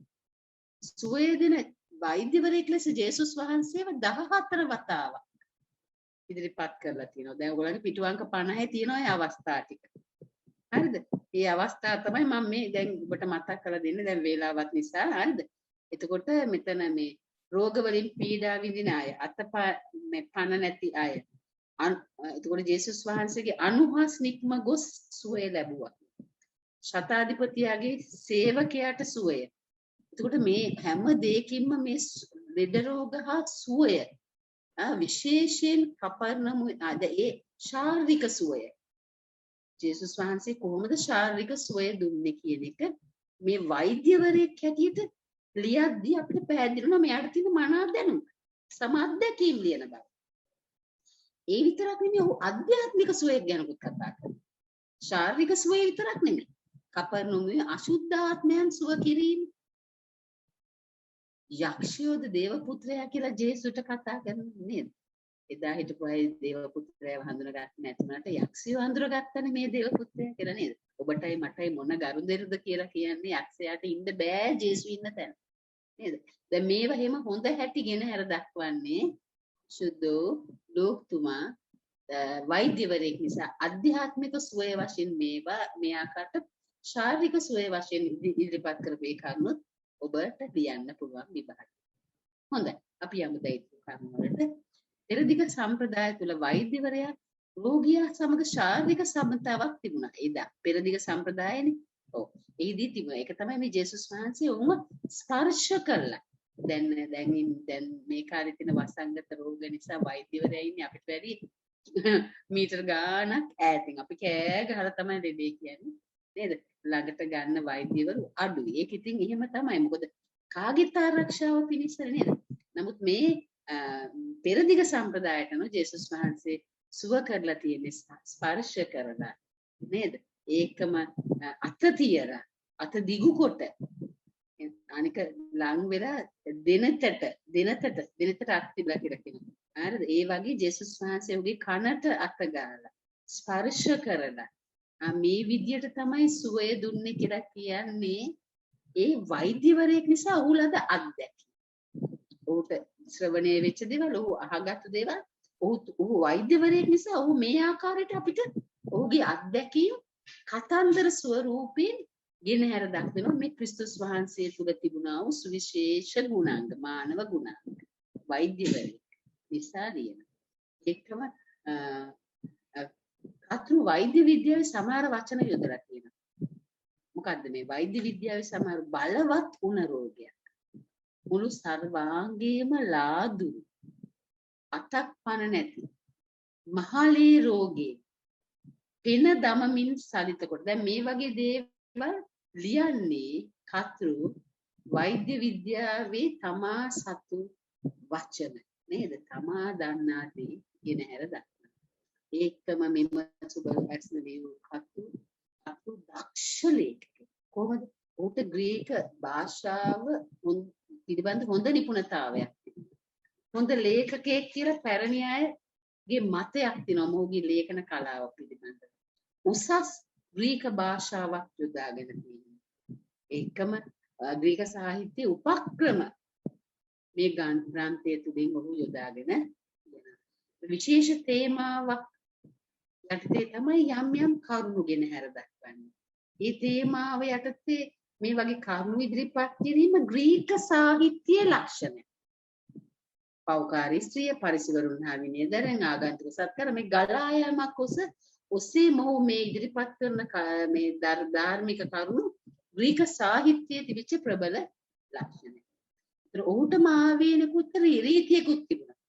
හරිද? ඒකත් අපිට පේනවා ඔයගොල්ලෝගේ පිටුවංක 51 පෙරලා ගත්තොත් ස්නාවක ජොහන්තුමාගේ ජීවිතයේ සිද්ධීන් සියල්ලම එක තැනකට ගෙනල්ලා තමයි ගෙනහැර දක්වන්නේ. සියලුම ස්නාවක ජොහන්තුමාගේ ජීවිත සිද්ධිය. මේ ඉතුරුව සම්පූර්ණ කරන්න ඒක තමයි ඔයගොල්ලන්ට තියෙන ප්‍රශ්න පත්‍රයේ ඔයාලට උත්තර දෙනවා කියන්නේ ඔබ විභාගෙට සූදානම්.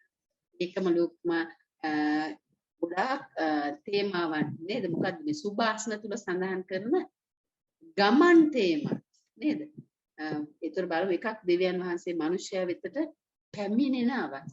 ගමන් මාර්ග. කොහොමද මිනිසයා පුත්‍රයා දෙවියන් වහන්සේ මිනිස්ය පුත්‍රයා වෙතට පැමිණෙන අවස්ථාව. මේ ආකාරයට ඉතුරු ටික ඔබට පුළුවන් පිටුවංක 52 තියෙනවා.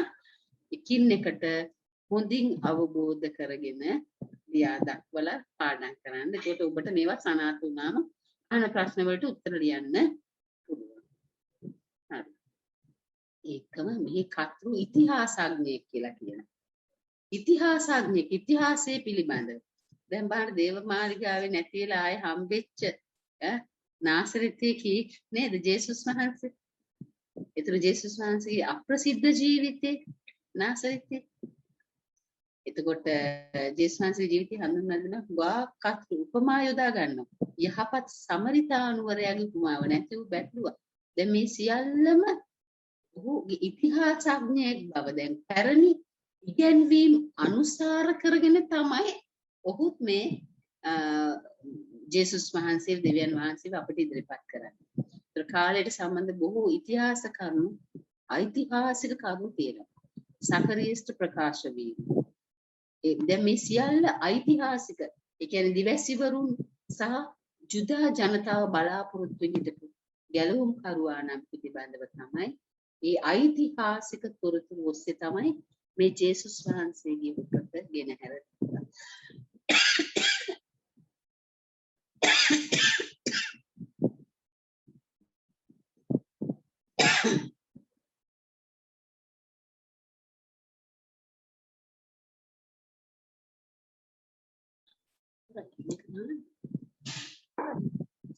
ජේසුස් වහන්සේගේ වංශාවලිය දැන් මම කිව්වා වගේ වංශාවලිය ඉදිරිපත් කරද්දී වංශාවලිය තුලත් පෙන්නේ ජේසුස් වහන්සේගේ ඓතිහාසික තොරතුරු සියල්ල ඉතිහාසඥයෙක් කියලා අපිට පැහැදිලි වෙනවා මේ ඉදිරිපත් කරන කරුණ එක. ඒකම බොහෝ පුද්ගලයන්ගේ පසුබිමක් කතා කරනවා. මේ සකරියස් අන්නා ජුසේතුමා කියන්නේ කවුද? එතකොට මේ යම් යම් ප්‍රදේශ එම්මාවුස් කපර්නමෝ. ඒතර මේ ඓතිහාසික පසුබිම ඔස්සේ ගෙනහැර දක්වන්නේ ඔහු ඉතිහාසඥයෙක්. වෛද්‍යවරයෙක් විතරක් නෙමෙයි හොඳ ඉතිහාසඥයෙක් නිසා. ඒ තමයි ලූක් සුභාෂණ අනිකුත් කෘතීන් එක්ක තියෙන සම්බන්ධතාවය අපි පෙන්නනවා. කොහොමද අන් කෘතීන් වශයෙන් ගෙනන ක්‍රියාපොත. අනිත් පැත්තෙන් සුද්ධෝ පාවුල්තුමාගේ ලිපි. එක හා සමානවම තියෙනවා. ක්‍රියාපොතේ තියෙන සම්බන්ධතාවයි ලිපි. දැන් පිළිගැන්වීමත් ඒ වගේමයි අන්‍ය ජාතිකයන්ටයි මේ ලිපි තියෙන්නේ. දැන් බලන්න ඒක සබඳියාව.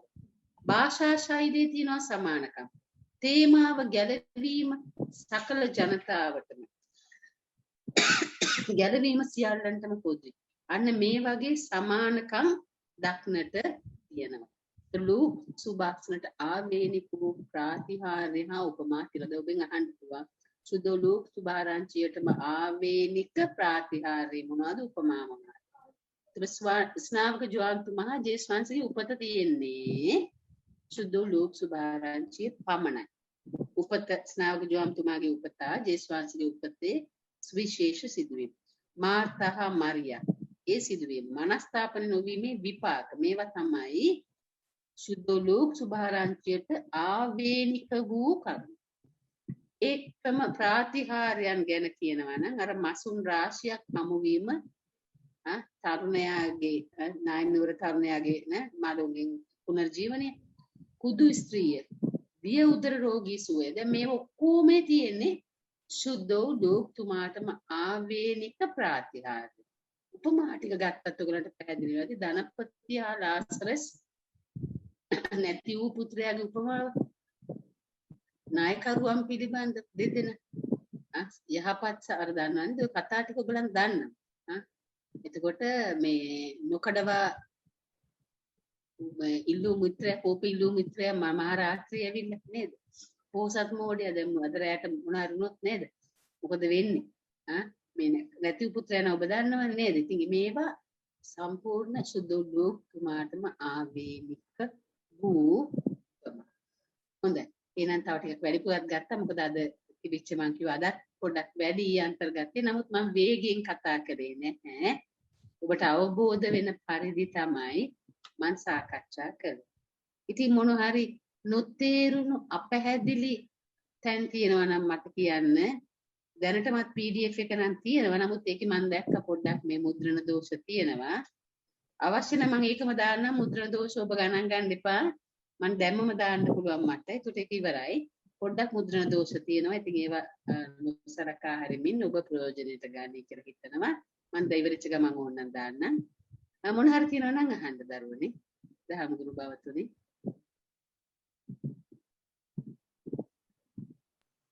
ටීචර් ප්‍රශංසාගේ අඩංගු එකම සුභාරංචිය සුද්ධෝලෝක සුභාරංචිය විතරයි. එහි විතරයි තියෙන ප්‍රශංසා ගීත තුනක්. අනිත් ඒවා නෑ. හතරක් තියෙනවා. ඔව් මේකේ විතරයි තියෙන්නේ. අනිත් ඒවා නෑ කිස්තිරයි. ටීචර් මේ රෝම අධිරාජ්‍යයට අයිති සිරියාවේ අන්තියෝක් කියන්නේ මේ දැන් සිරියාව මේ මැද පෙරදිග රටවල් වලටනේ අයිති වෙන්නේ. ඔව්. එතකොට ඉතාලිය අයිති කරන් හිටියද ඒව යටත් කරගෙන හිටියේ? ඒ රෝම අධිරාජ්‍යයට ඔය සියල්ලම රෝම අධිරාජ්‍යයට ඉතාලියනේ දැන් රෝමේ කියන්නේ නේද? රෝම අධිරාජ්‍යයට සිය මුළු ඒ ලොකු සීමාවක් ඒ රෝම අධිරාජ්‍යයට ලොකු විශාල ප්‍රදේශයක්. දැන් මෙතන සිටියමකින් මට පෙන්වන්න මම දැන් මේ වෙලාව වෙලාස් නැහැ. නැත්නම් මයිනග සතිය පෙන්නනම් කොයිතරම් ප්‍රමාණයක් රෝම අධිරාජ්‍ය සතු වුණාද කියලා. එතකොට ඉතින් ඔය ඇමරිකාව ඕස්ට්‍රේලියාව වගේ රටවල් හොයාගෙන තිබුණේ නැහැ. තව ටීචර් අන්නා නැමැති දිවසේවරිය ගැන කොහෙද සඳහන් වෙන්නේ? එයාගේ ඩුක්ස් විශේෂයෙන්මනේ ඩුක්ස් බාරාංචි මේ දරුවා අරන් යනවානේ. අපි දැන් ඔය මේ මොනවාද ජපමාලේ උච්චාරණය කරද්දී මේ මරියුත්තමාවිය දරුවව රැගෙන යනවනේ දේවස්ථානෙට. ඒ වෙලාව තමයි සුද්ධෝලෝක සුභාරංචි. දැන් ඔයගොල්ලන්ගේ ওই පොතේම තියෙනවා මේවා. මේ සියලුම බයිබල් පාඨයන් තියෙනවා. පාඨයන් එක තියෙන මම ඒ ඔක්කොම මේකේ දැම්මේ නෑ. ඕක හරි පැහැදිලිව ඔයගොල්ලන්ගේ පොතේම තියෙනවා. ඔයගොල්ලන් වෙලාවකට දැන් ඉඳගෙන මේවා ඔක්කොම හොඳට කියවන ඔයගොල්ලන්ට හොඳට මතකයට යනවා. සියල්ලම තියෙනවා. පිටු අංක බලන්න පුතේ 48 තියෙනවා. ඔය දැන් අහපු ප්‍රශ්නෙට උත්තර. හරි? පිටු අංක 48 දෙවෙනි වගන්ති. තාම අපිට පොත හම්බුනේ නැහැ ටීචර්. මේ එකයි මම දන්නේ නැහැ. ටීචර් කියවෙන් තමයි මම මේක කරන්නේ. දැන් මම මේමයි මම පොතේ තියෙන හැමදේම දාන්නෙත් නැහැ. මොකද දැන් ඔයගලන්ට ඉස්සර තිබිච්ච පාඩම් වල තිබුණා යම් අපහැදිලි තැන්. ඒවා මම නිරවුල් වෙන්නට, නිරවුල් කරලා දෙන්නට හරි මහන්සියක් කරන් ඔයගලන්ට ටයිප් කරලා PDF එකේ එවුවා. දැන් මේ ගිය පාඩම මේ පාඩම එහෙම ඉච්චර අපහැදිලි නෑ. තේරුම් ගන්න පුළුවන්. නමුත් අර ඔබත් මගෙන් බලාපොරොත්තු නිසා විභාගයකට සූදානම්. දැන් අපි අධ්‍යාපන ශාස්ත්‍රයේ ඉන්නේ. මේක මම සකස් කරලා තියෙනවා ඔබට පහසුවෙන් පාඩම් කරලා විභාගයට යන්න පුළුවන් ක්‍රමවේදයක්. ඔබව දැනුවත් කරන්න. ඔබට පහසුවක් මම කරන්නේ මට මෙච්චර වැඩ තියෙන්නේ. මතක තියාගන්න. ස්තුතියි. වත් මොනවාරි තියනවද?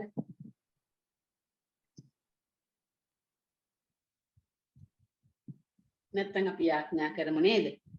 හොඳයි යාඥා කරලා අපි ඉවර කරමු. කවුරු හරි ඔව් ටීචර් මේ එක්සෑම් එකට ඇප්ලයි කරන්නේ කොහොමද? ඔන්ලයින්ද? ඔව් නේද ෆාදර් මම හිතන්නේ සියල්ලම මේ සම් තුලින් ඔයගොල්ලන් විදුහල්පති උපවිදුහල්පති තුලින් දරු සුරංග පියතුමා දැනුවත් කරලා තියෙන්නේ. ඔයගොල්ලන්ට දීලා තියෙනවා දරු පියතුමාගේ පළවෙනි දවසේම දුන්න දුරකථන අංකය පොඩක් අහලා උපදේශයක් ගන්න. හරි ඇප්ලයි කරලා තියන්න කවදා හරි පුළුවන් කමක් තියෙනවා. විභාගය අනිවාර්යෙන්ම තියෙනවා. ඒකනේ මේ දැම්ම ඔයගොල්ලන් සූදානම් කරන්නේ. ඔයගොල්ලන් වල ඇස්ටි කරලා ඔයගොල්ලන්ට හොඳයි.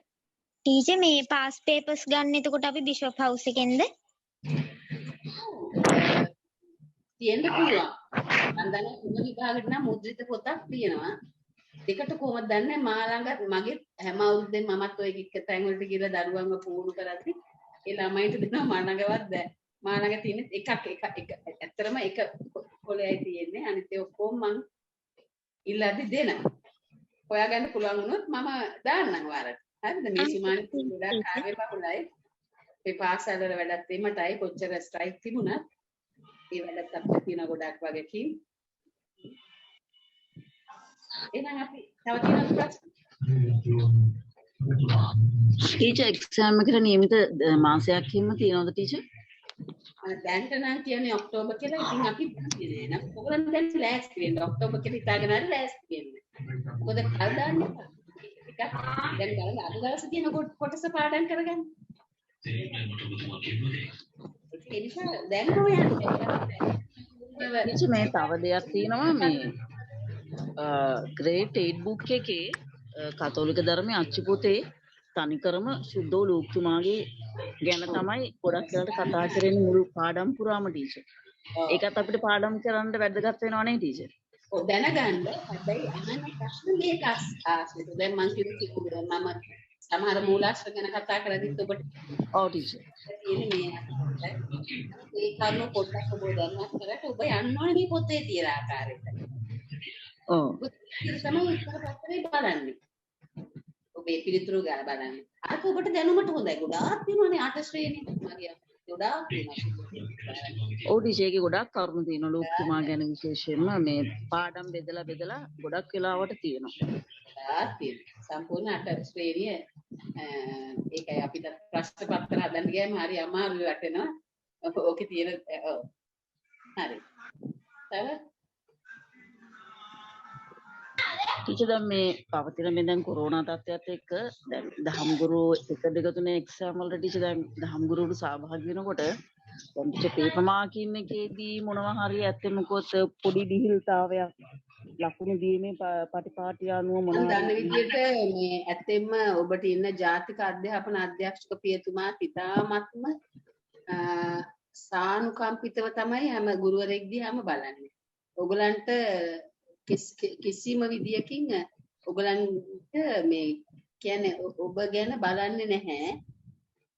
ඔබට අසාධාරණයක් නොවන විදියට තමයි මම දන්නවා මේ පියතුමාවත් අනික විශේෂයෙන් ඔබේ දැන් කර සුරංග පියතුමා මේ තරම් ඔබව සූදානම් කරන්නේ ඔබට හොඳ සාමර්ථ්‍යයක් ලබා දෙන්නනේ ඔක්කොම නේද? සමත් කරලා ඔබ තුලින් දරුවන්ව පෝණි කරන එක තමයි අරමුණ. ඒ වගේමයි අපේ ජාතික මට්ටමිනුත් සිද්ධ වෙන්නේ. ඒ නිසා පොඩ්ඩක්වත් බය වෙන්න එපා. ඔබ පැහැදිලි පිළිතුරු ලියලා නිවැරදිව කොලාමුණලා දුන්නොත් ඔබට හොඳ උසස් සාමර්ථ්‍යයක් ලැබෙවි. මේ කොරෝනා වසංගතය තමයි ඔබේ වාසිය. ඔබ දැන් ගෙදර ඉන්නේ. ඔබට හොඳ කාලය තියෙනවා. මේ එතකොට මේ පේපර් එක ඔන්ලයින් එකකින් නෙමෙයිනේ කරන්නේ. මම හිතන්නේ ඔන්ලයින් විභාග තියයි කියලා.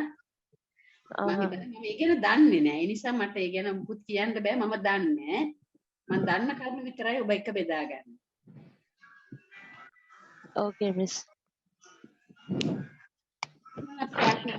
කවුරු ළමෙක් දරුවෙක් යාඥාවක් කියන්න මේ දහම් ගුරු බවතුනේ ඔබ ස්තුති යාඥාවක් කියනවා නම් මම ගොඩාක් සතුටුයි. පුත්‍රයාගේ සාන්තුගේ නාමෙන් ජේසු. අදබාතත්තේ අද වගේ දවසක මෙවන් දැනුමක් ලබා දීම ගැන පළමු කොට ඔබ වහන්සේට අපි ස්තුතිවන්ත වන අතර වත්මන් පවතිනා වූ මේ තත්ත්වය තුළ ඔබ වහන්සේට රැගෙන යනා මේ දූතකාර්ය සේවාව වඩාත් හොඳින් සාර්ථකව කරන්නට ඔබ වහන්සේගේ ශුද්ධාත්ම ආලේපය අප ගුරුතුමියටත් මේ ඉන්නා වූ සෑම ශිෂ්‍ය දරුවන්ටත් දහම් ගුරුවරියන්ට ලබා දෙන්න මෙන් ඉල්ලා අපි ඔබ වහන්සේගේ හැම කෙනෙක්ම බාර කරමු. ස්වර්ගයේ වැඩ සිටින අපගේ පියාණනි ඔබ වහන්සේගේ ශ්‍රී නාමයට ප්‍රශංසා වේවා. ඔබ වහන්සේගේ රාජ්‍ය පැමිණේවා. ඔබ වහන්සේගේ කැමැත්ත ස්වර්ගයේ මෙන් මෙලෙවි දිට්ඨ වේවා. අපගේ දිනදා භෝජනයද අපට දානය කළ මැනව අපට වරද කරන අයගේ වැරදි අප කමා කරන්නාක් මෙන් අපගේ වැරදිද කමා කළ මැනව පාප අවස්ථාවන්ට අසුවීමට අපට ඉඩ නොදී අයහපතින් අප මුදා ගත මැනව. ආමේන්.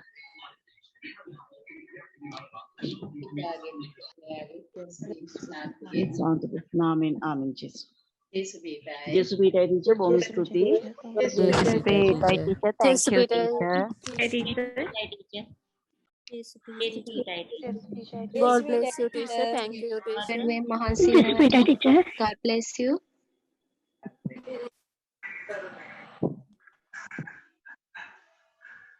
Thank you, teacher. Thank you, teacher. Day. Thank you. Thank you, teacher. God bless. Thank you, teacher. Thank you, teacher. God bless you, teacher. God bless you, teacher. Yes, Peter, teacher. Yes, Peter, teacher. ගොඩාක් ස්තුතියි madam.